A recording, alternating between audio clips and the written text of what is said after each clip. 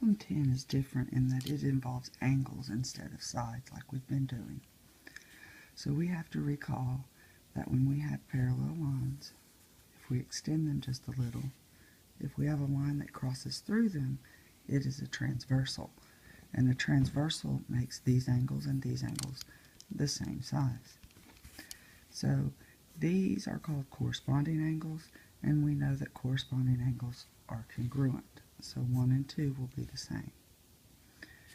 We know that 2 and 4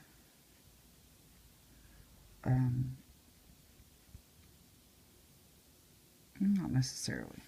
Let's go with this angle right here.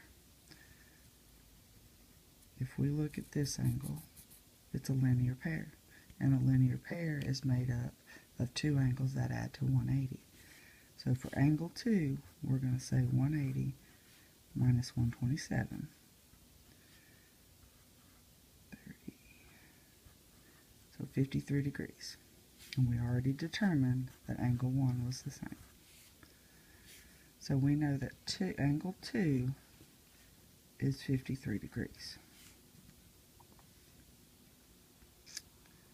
We know that angle 59, or that this angle is 59 degrees, parallel lines, transversal.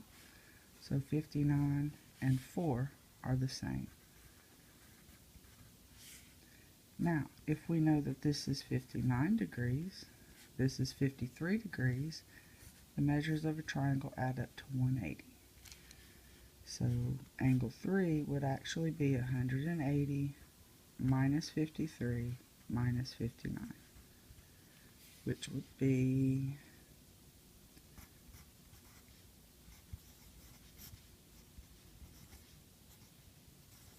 68. Angle 4 and angle 5 again are a linear pair.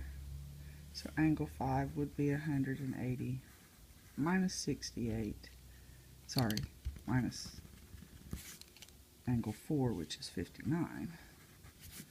And that gives us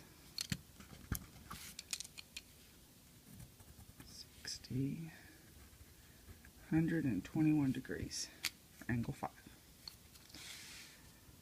Angle 11, or number 11, is the very same way.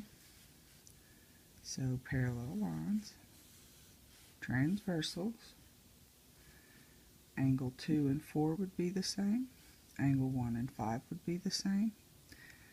None of that helps us, but we can look for a straight angle. So angle 1 is 180 minus 118, which is 62 degrees.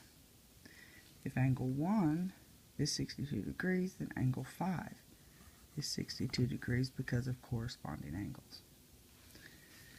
Now we know two angles of our triangle. We can find the third by saying 180 minus 95 minus 62. And that's going to give us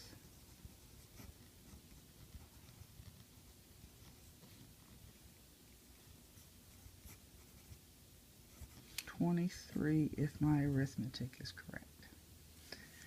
So angle 2 and angle 3 form a linear pair. So 180 minus 23, which is 157, I do believe. And angle 4 is the same as angle 2 because of corresponding angles.